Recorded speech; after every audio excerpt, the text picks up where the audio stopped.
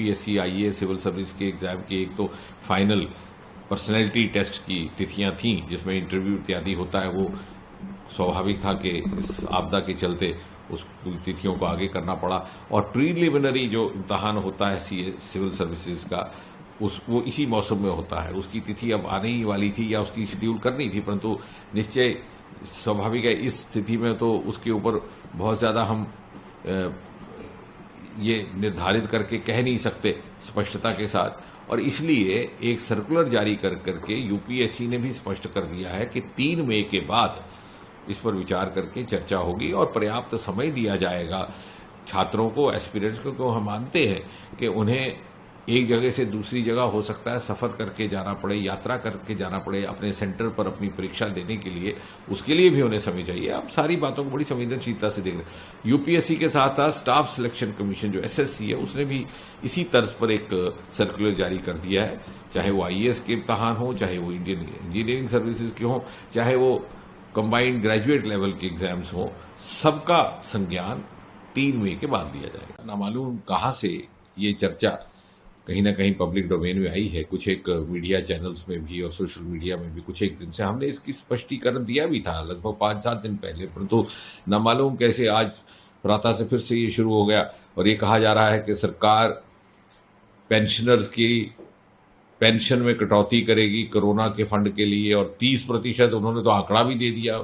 कमाल का उनकी कल्पना है कि कहा कि 30% कटौती होगी। ऐसा कुछ नहीं है। मैं बार बार ये कह रहा हूँ काफ़ी समय से, पिछले 1 सप्ताह से, आज फिर आपके माध्यम से ये कहने का प्रयास करेंगे। सरकार की ओर से, पेंशन विभाग की ओर से, पर्सोनल मंत्रालय की ओर से कभी भी किसी प्रकार से भी इस विषय की ना चर्चा की गई है, ना ये कहीं ध्यान में आया है, ना ही कंसिडरेशन में आया। दूसरी एक और बात कही जा रही है कि साहब, और मुझे वो सुनकर के बहुत ठेस भी पहुंची कि साहब जो 80 वर्ष से ऊपर के पेंशन वाले सज्जन हैं उनकी पेंशन बिल्कुल बंद कर दी जाएगी और कोरोना फंड में डाल दी जाएगी।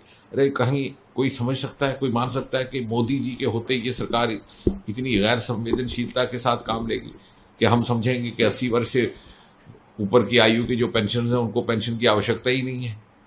मुझे लगता है कि इसके पीछे या तो कोई शरारत है या कोई नासमझी है। कहा जा रहा है, कुछ आशंकाएं जताई जा रही है, सोशल मीडिया पर भी कुछ लोगों ने इस पर टिप्पणी की है कि सरकार जो है लोगों पर प्रेशर इंपोज कर रही है कि आप पीएम केयर्स में पैसा डालिए, इसमें फंड डालिए। इस बारे में सब क्या सरासर गलत है।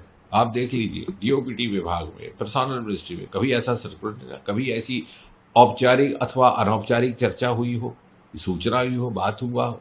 हाँ, लोगों की सुविधा के लिए पीएम केयर्स का एक अलग खाता खोल दिया गया और इतना अधिक रिस्पांस है कि हम तो प्रभावित है उस रिस्पांस से देख करके। अद्भुत रिस्पांस है। लोग वॉलंटरी सोर्सेज से पैसे आकर के दे रहे हैं, जिनको कोई मजबूरी नहीं है, जिनका सरकार से कोई ताल्लुक नहीं है, जो सरकार से या तो सेवानिवृत्त हो चुके हैं या फिर वो किसी और व्यवसाय में जुड़े हैं, वो भी दे रहे हैं।